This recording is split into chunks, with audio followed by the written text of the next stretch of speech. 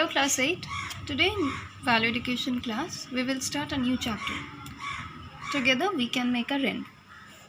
It is actually a poem, so I am just telling you the gist of this poem to understand the moral of this poem. तो rainbow क्या होता है?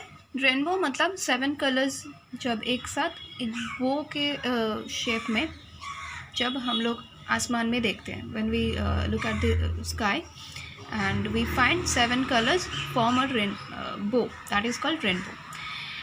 तो क्या होता है कि रेनबो में क्या होता है, 7 जो कलर्स रहते हैं, 7 जो डिफरेंट कलर्स रहते हैं, वो डिफरेंट कलर्स एक दूसरे से बहुत ज़्यादा ही डिफरेंट होते हैं. लेकिन अगर उसमें से एक भी कलर कम हो जाता है तो रेनबो फॉर्म नहीं हो सकता या रेनबो अच्छा नहीं लगता है.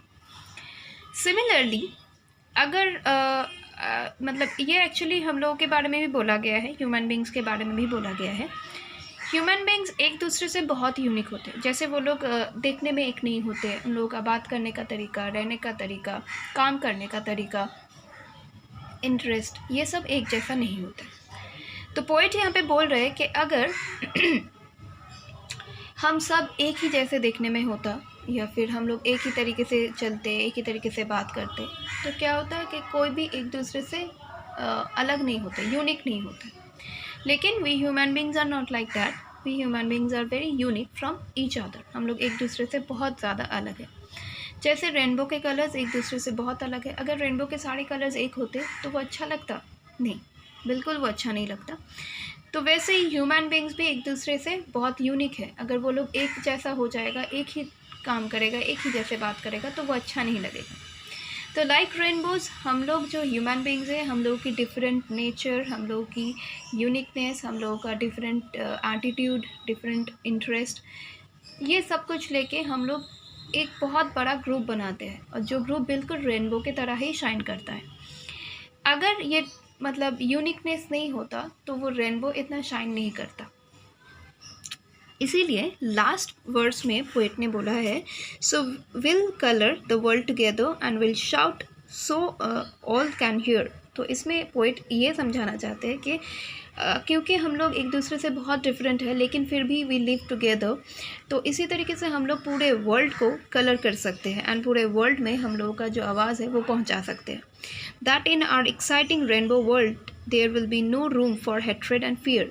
तो क्या होता है कि हम लोग की इसी डिफरेंट नेचर की वजह से ही क्या होता है कि पूरे वर्ल्ड में हम लोग ये मैसेज पहुंचाएंगे कि हेट्रेड या फियर का कोई जगह नहीं है.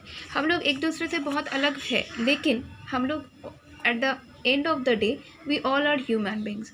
कोई बहुत अच्छा है, कोई बहुत ख़राब है, लेकिन जो ख़राब है इसका मतलब यही नहीं कि वो बहुत ज़्यादा ही ख़राब है. उस मतलब हम लोग की अच्छाई से उस बुरे इंसान को भी अच्छे बना सकते हैं. तो इसीलिए वो बोल रहे हैं कि पूरे वर्ल्ड में वो ये मैसेज पहुंचाना चाहते हैं कि हम लोग के ये यूनिकनेस से ही हम लोग पूरे वर्ल्ड में हेट्रेड एंड फियर के अगेंस्ट में मैसेज पहुंचाएंगे कि हेट्रेड और फियर का कोई जगह वर्ल्ड में नहीं है. सिर्फ इतना ही नहीं, यहाँ पे फियर का भी मतलब डर, किसी चीज़ से अगर हम लोग डर रहे तो बाकी सब हम लोगों को हेल्प करेगा उस डर को मतलब जीतने के लिए. Together we can make a rainbow. तो इसी तरीके से अगर हम लोग एक दूसरे से बहुत डिफरेंट होके भी अगर हम लोग एक दूसरे को हेल्प करेंगे तो हम लोग का जो भी प्रॉब्लम्स है वो प्रॉब्लम्स तो जाएगा ही जाएगा.